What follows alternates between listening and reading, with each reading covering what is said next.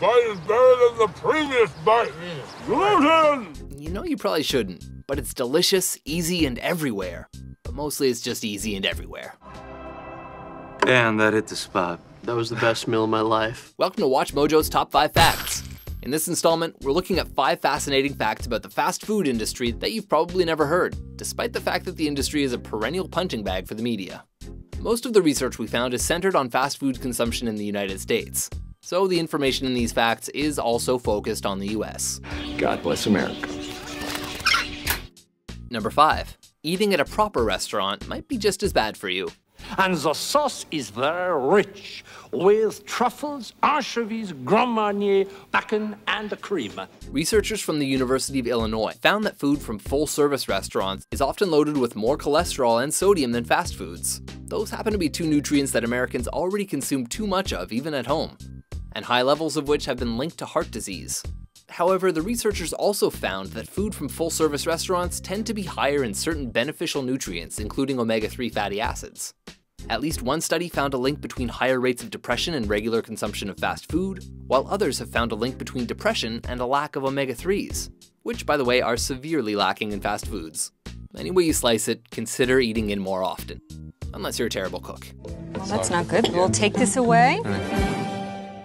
That was dreadful. Number 4. Fast food might not be making kids fat after all. Supper's ready! Come on, y'all! Been slaving over this for hours!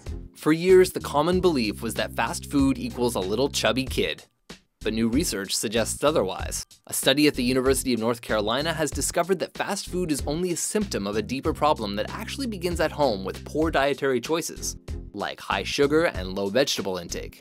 An experimental ban on fast food in LA failed to produce results in lowering obesity. And an article published in the Journal of the American Medical Association Pediatrics claims that fast food consumption in children is actually on the decline. Now, no one is saying that eating fast food is part of the solution, but maybe it's time we stop pointing all the fingers at McDonald's and start feeding little Timmy an apple or two. Hey, Kenny, shut up and take the fruit. Right, got it. Thank you, man. Number 3. It's sometimes as hard to get a job at McDonald's as it is to get into Harvard. What if I wanted to flip burgers? It's your decision. It's your life. The term flipping burgers for many is basically shorthand for achieving nothing with your life. But even entry-level positions can be hard to come by these days. In 2011, McDonald's had a national hiring day. They hired only 6.2% of the 1 million people who applied. That same year, Harvard University, one of the most prestigious educational institutions in the world, accepted 7% of their applicants. Of course, it takes more actual effort to get into Harvard, and it's probably a little easier to get hired at Mickey D's under regular circumstances. But it's not the only time that unskilled entry-level positions have been tough to get.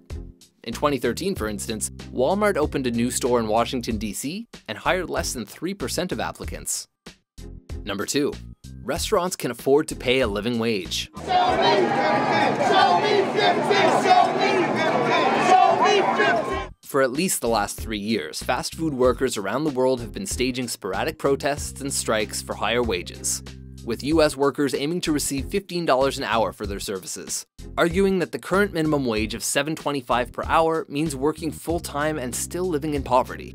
And if the industry doesn't respond, then this is just going to get bigger and bigger and bigger until they realize this will not go away and this is not a nightmare, this is reality. Recently, economists from the University of Massachusetts crunched the numbers and discovered that if it was spread out over a few years, the fast food industry could easily absorb the cost of this wage increase through the resulting turnover reductions and a 3% price increase. However, we'll most likely be using automated machines long before we see these employees get a raise. Number 1. Fast food logos are designed to make you eat more. Notice anything similar about these logos? Look at their colors. Red and yellow feature prominently or exclusively in all of them. This is because that color combo makes you eat more without even realizing it. Yellow stimulates appetite partly because the color triggers a release of serotonin in your brain, the chemical responsible for happiness. Red has been shown in various experiments to lead to faster and more forceful decisions. 3 ribwitches, please. And instead of a shake, I'd like a blended ribwitch. So when you see a red and yellow fast food sign, don't worry about what you want for dinner. Your brain has already made the decision for you. Thanks, brain. I've had fries like 3 times this week. I'm so bad. You can afford it. No. Cares. So what's your favorite fast food combo? Try my new crusty ribwich. I don't mind the taste. And would you rather buy it from a touchscreen or someone who can afford to feed their family? For more surprisingly delicious top 10s and working poor top 5s, be sure to subscribe to WatchMojo.com. After all, how long do any of us have to live? Well, if you like the ribwich, not very. No!